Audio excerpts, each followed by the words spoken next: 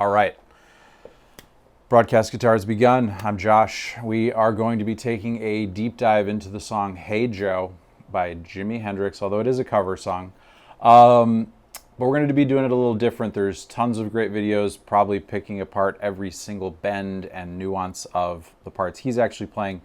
But I'm actually more interested in just talking about the theory, how to move through those chords, how to make sense of it, what key is it in.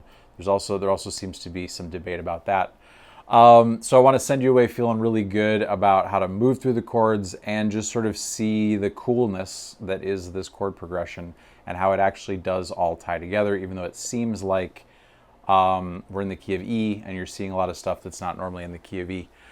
And it's got, there's a lot to talk about. Let's see here.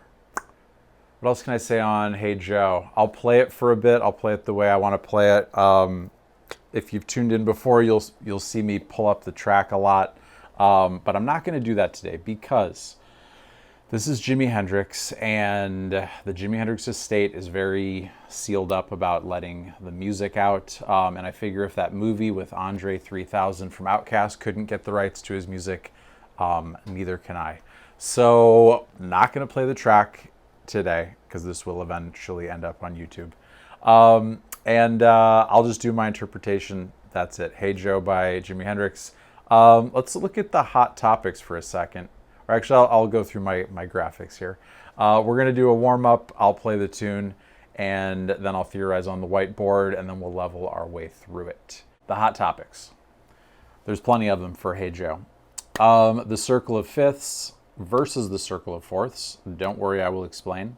I want you to feel good how to pivot from the one chord, the major one, to a flat six, which is a major chord. That is kind of the biggest thing because I want you to be able to play it in any key, and you got to be able to get from that first chord to the next chord, and it's kind of an unusual one. We'll also talk about why the E minor pentatonic, also called the E blues scale, works for the solo. I'll analyze that bass line he gets into at one point, and I'll give you one Hendrix move. Now sit back and relax for a minute. I'm just going to kind of play through the tune a little bit. It's going to be loose, but here's Hey Joe, the Hey Joe exercise, as I'm actually calling it. Can you move through the chords, thinking about the notes in the chords? The other cool thing about this song is I think every chord has a note in common with the next chord. I believe that's true. So, Hey Joe. It's in E, major. Goes to C, the flat 6, G, the flat 3, D, the flat 7, A, the 4, and E is the 1. We'll make some sense of it. Let me play it for a second.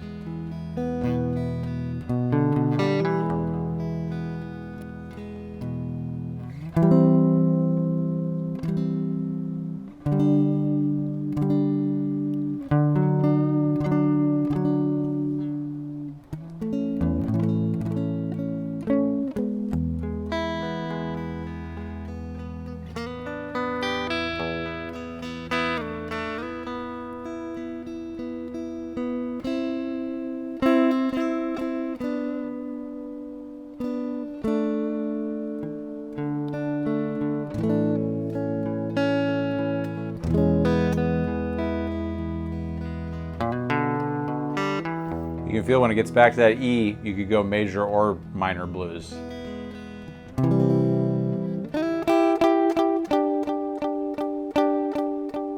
There's a D chord. How do I turn it into an A? And then B and E.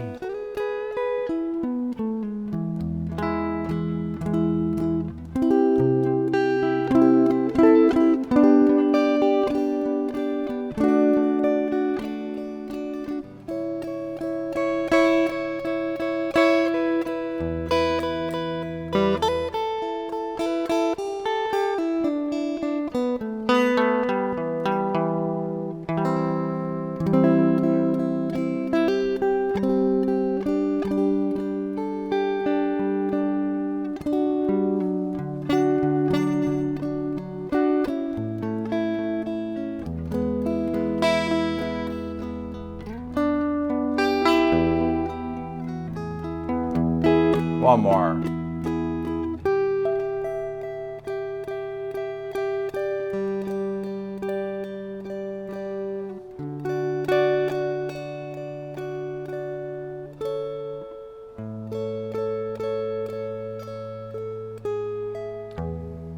Okay. Hey, Joe. Lots to talk about. Let's get into it. All right. Let's just pull this up for a sec. Clear my head. Okay. Jimi Hendrix. Hey, Joe. Let's head to the whiteboard and make some sense of it. There's a lot to talk about here. Okay. And then I promise we will get that guitar back in our hands and it will all make much more sense. So I made a couple notes here. Just kind of start. There's the song, C, G, D, A, E, E. Also, don't underestimate the fundamentals as we did that counting warm-up at the top of the lesson. Remember, you want to know your C, 1, 2, G, 3, 4, where those moments in time are, because that is the skeleton that holds it all together. As I was playing through that right there, I was still thinking I'm holding the C chord for 2 beats, the G chord for 2 beats, no matter how I move through those chords. So there's the song at the top. A lot of people ask, is the first chord of the song always the key? Definitely not. So you'll see here, the E is the key in my opinion. I'll show you why. And let's get the E major scale going just to kind of get comfortable. So there's a video also in the fundamentals on my Patreon called Music Theory 101. If you're new to this, here's what it is. Whole, whole, half, whole, whole, whole, half. That's the formula for the major scale. So I'm going to go E, whole step to F sharp, whole step to G sharp, half step to A, whole step to B, whole step to C sharp, whole step to D sharp, and a nice half step back to E. That's the E major scale. So if we're, and then if you know your Roman numerals, the first chord will be major, uppercase, second chord will be minor. We can put a little M there. This will be minor. This will be major. Uppercase, major, minor, diminished. We could put a little circle and we're back to the 1. So notice up above though, hey Joe, we're using E. So let's just get what we know. We know we're headed to there. So this is a good lesson. Also, you can see if you hear things like, oh, it goes to a flat 6, it goes to a flat 7. What are we talking about? Well, we're talking about how we alter the major scale. Look right here. I won't switch my colors, but C sharp minor is normally the 6th chord in the key of E. But we have a C major. So don't even worry about the major and minor for a second. That's kind of a whole other deep dive. But by just altering one note, we're going to turn that C sharp minor into a C major. But let's just strong arm it. Let's just say, let's do this. Let's just think about the notes for a second. Let's even get rid of these just to simplify a little bit. So just look at that. If E is 1, what is C? It's not, normally it's C sharp, but it is a flat 6. I messed that up. That goes like that. G, take a look at it down below. Normally it's a G sharp, so we got to indicate that we're flatting it. It is a flat 3, and I'm going uppercase because these are major chords. D, look down below at E major. Do we normally have a D? No. We have to tell ourselves and the other musicians what's going on here. So we are flatting that 7. This is a flat 7. The A is good. We're finally starting to feel like we're back in the key of E right there. That's the progression. Flat 6, flat 3, flat 7, 4, 1, in my opinion. But now, let's make a little more sense of that. Don't worry, I've set up a whole other page. So, this is where it's really going to help you get through the fretboard and make sense of how this song works. Back to that hot topic. Is it the circle of fifths? Is it the circle of fourths? Is it both? Is it however you want to think about it? Let's take a look. See, cool. I'm going to write out all these scales because remember, chords are built out of their scales. And so I'm going to write the C scale, the G scale, the D scale, the A scale, and then the E scale. And we're going to see how these chords are connected to each other. So C, good Lord, every time I touch the screen, can Can I write on it? Here we go. Oh, I have to hit that. Okay, C, whole step to D, whole step to E, half step to F, whole step to G, whole step to A, whole step to B. Now I'm just going to bust these out. G, whole step to A, whole step to B, half step to C, whole step to D, whole step to E, whole step to F sharp, gives you that nice half step back to G. I guess maybe I should use a little color here. Let's circle this. This is similar to what you're seeing on the notes that I wrote out on the Patreon for this lesson. I didn't give you too much because, again, I don't want you to just think about how does Hendrix play it. I want you to really know the tune. So I wrote out something like this, where those are our chords in blue. Now let's look at the notes in those scales. D, whole step to E, whole step to F sharp, half step to G, whole step to A, whole step to B, whole step to C sharp. All right, here comes the A scale. A, whole step to B, whole step to C sharp, half step to D, whole step to E, whole step to F sharp, whole step to G sharp, and there's our A scale. And then here's home base. E, whole step to F sharp, whole step to G sharp, half step to A, whole step to B, whole step to C sharp, whole step to D sharp. Now, I'm going to take blue and circle the notes in those chords because I think that's important. I'm actually going to kind of do two colors. So you can get a lot of mileage. This is what the exercise is going to be. Can you move through these chords knowing the notes in all 5 chords? And then we're going to reduce them. We're just going to move it through like 2 notes at a time. But there's the notes in the chords. But here's how it all connects.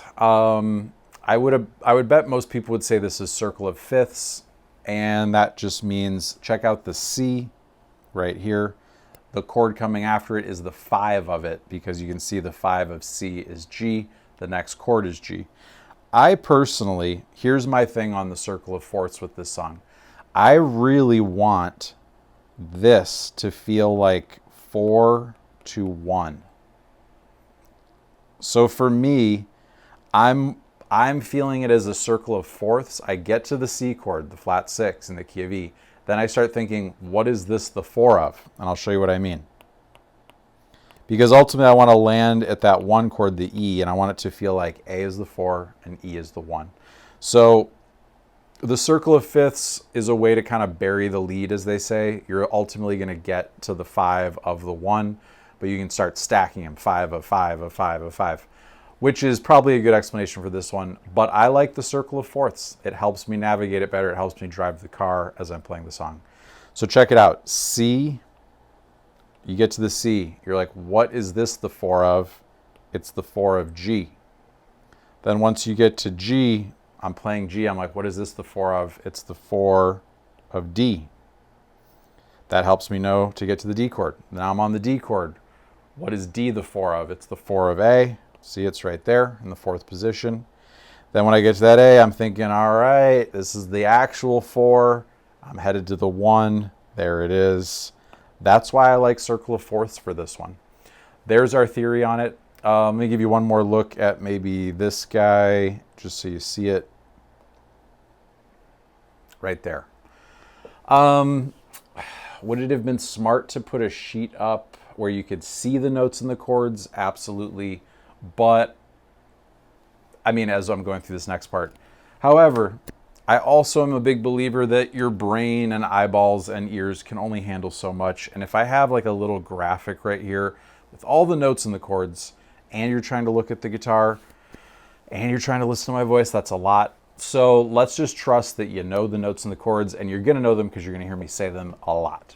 So, now, we got our theory. Let's start leveling our way through it. Close up. Okay. So one more time. Here's E. E is the 1. Let's take a look. Simplest way. Just the chords themselves with a new understanding of what they're doing. E is the 1. C is the flat 6. And I'm thinking this is the 4 of G, which is the 4 of D, which is the 4 of A, which is the 4 of E. Home base. C is the flat 6. It's made of C, E, and G. Remember, I said every chord has a note in common with the next one. So we're in this E chord. E is a note in E, and E is in the C chord, C, E, G. Let's see what we got in common. C, E, G becomes G, B, D. G, B, D becomes D, F sharp, A. D, F sharp, A becomes A, C sharp, E. And A, C sharp, E becomes E, G sharp, and B. See how those all had one note in common? Really helps to see that thread. Now let's do the exercise. We got plenty of time to make our way through this neck, just using Hey Joe as an excuse to master the notes in your chords. Okay, so let's do it like this. Let's keep it simple first. C and E. That's a C, that's an E. So there's our C chord. Now the B is good, but now I have an E, so I gotta go G right there. I'm just trying to think, how do I get through these chords 2 notes at a time? C and E. I'm gonna say low to high. C, E, go ahead and play that. Becomes B and G. Now right in this zone, the only thing I can do is go D and F sharp, and then C sharp and E, that's my A chord. And now guess what I'm gonna use for the E chord, B and E. So one more time.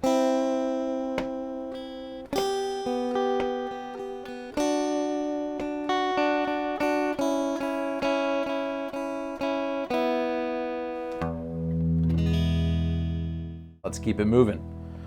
Let's go E and G. There's our C chord, E and G. D and G. There's a G chord. I like D and A. And now I like to reach back to the C sharp and A. There's my A chord. And now maybe instead of going open, let's go E and G sharp. Let's look at the hot topics. That's going to help us all. So circle of fifths versus circle of fourths. We looked at that a bit. Remember, you got to get to your chord and think, what is this the 4 of? That's really how I steer the car through this one. Let's look at that next one. How to pivot from a major 1 to a flat 6. Huge concept. Because I want you to be able to just sort of feel like you're pushed out on stage. The singer or whatever, the band is like, hey, we're doing Hey Joe. And you're like, great. And they're like, we're doing it in F. We're doing it in C. We're doing Hey Joe in A flat. And I want you to feel like you can hit that first chord. Literally the show has started and you're like, I have to be able to navigate to that flat 6. Here's how you do it.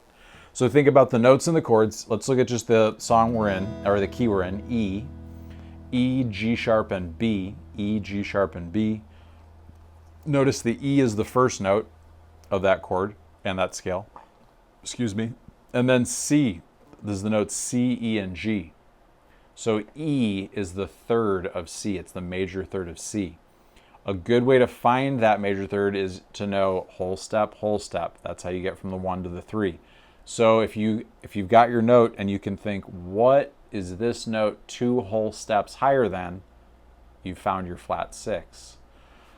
So meaning like E, G sharp, and B, the E is the 1. When I go to the C chord, C is 2 whole steps higher than, or E is 2 whole steps higher than C. That's how I meant to say it. Look at that E. How does it switch as it's in the first chord to the next chord? So whatever you do, know your first chord and the first note, E, and then you got to think, what is that E about to become? It's about to become a major third. Who is it the major third of? It's C. So there's that E. E. So now, that's how you get from your major 1 to your flat 6 in E, but let's hit it a bunch of ways so you feel like you can do it in any key. Let's do it in the key of C, classic. So C, there's our new 1.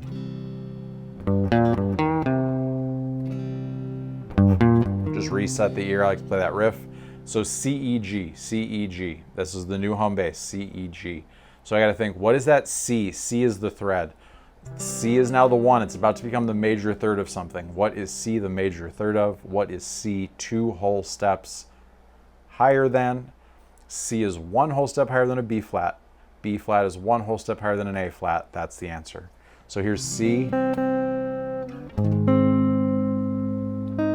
And now, remember, Once I'm here, I've got to the flat 6, now I'm home free. All I gotta think is, what is this the 4 of?